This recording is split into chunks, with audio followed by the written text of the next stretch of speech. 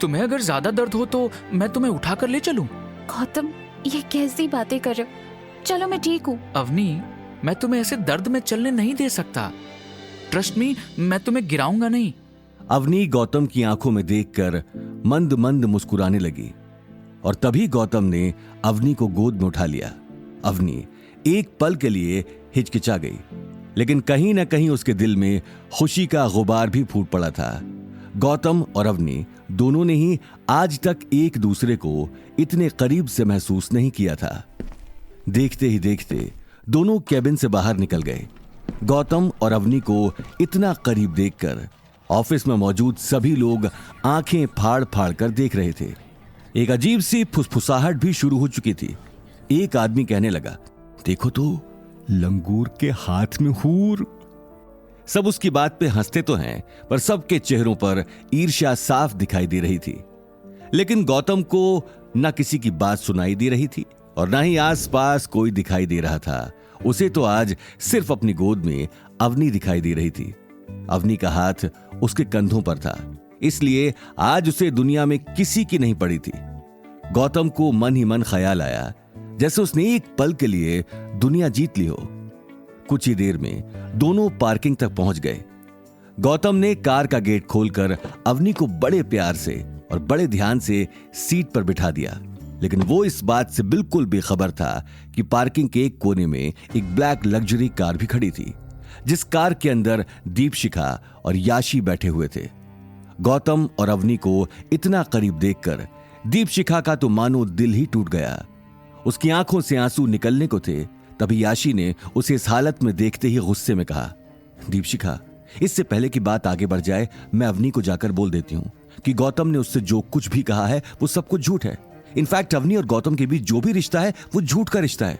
वो 1 साल में खत्म हो जाएगा और 1 साल बाद गौतम को उसे छोड़कर तुम्हारे पास आना ही पड़ेगा। आई एम श्योर अवनी जैसी खुददार लड़की सुनते ही अभी के अभी गौतम को डिवोर्स दे देगी। ये बात कहते हुए याशी ने एक नजर दीपशिखा को देखा और कार से बाहर गौतम और अवनी की ओर जाने लगी, लेकिन दीपशिखा ने उसी वक्त उसका हाथ पकड़ लिया। याशी एक पल के लिए हिचकिचा गई, क्योंकि दीपशिखा की नजरें सिर्फ गौतम और अवनी पर ही टिकी थीं। उसकी आंखों में छाई खामोशी से यह साफ मालूम चल रहा था कि वो आज अंदर ही अंदर टूट चुकी थी। दीपशिखा उन दोनों को तब तक देखती रही जब तक कि गौतम और अवनी की कार उसकी आंखों से ओझल नहीं हो गई। काफी देर दीपशिखा और याशी के बीच एक अजीब सी खामोशी छाई रही।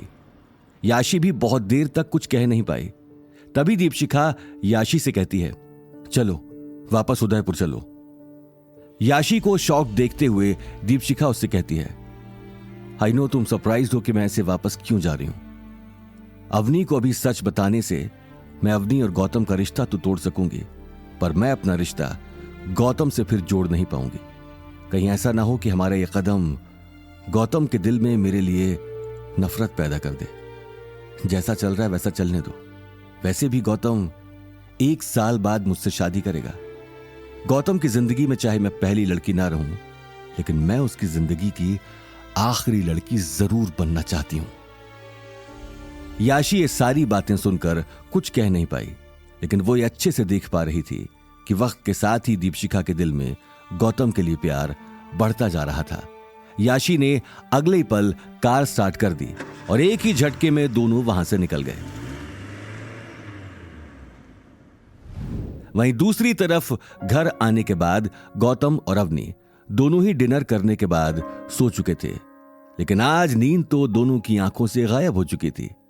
अवनी बेड पर लेटी हुई करवटें बदल रही थी, तो वहीं गौतम फर्श पर लेटे हुए मंद मंद मुस्कुरा रहा था।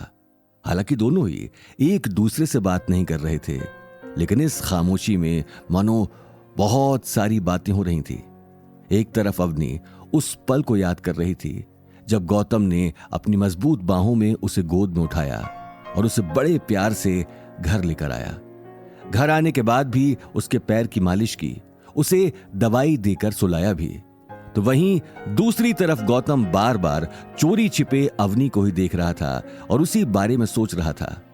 उसकी आंखों के सामने भी बार बार वो तस्वीर आ रही थी जब उसने अवनी को अपनी गोद में उठाया था। वो आज पहली बार अवनी के दिल में कहीं ना कहीं खुद के लिए प्यार महसूस कर पा रहा था। आगे की कहानी जानने के लिए देखिए अगला एपिसोड सिर्फ पॉकेट एफएम के यूट्यूब चैनल पर और रॉयल वारिस के सारे एपिसोड्स को सुनने के लिए डिस्क्रिप्शन में दी लिंक से डाउनलोड करें पॉकेट एफएम ऐप।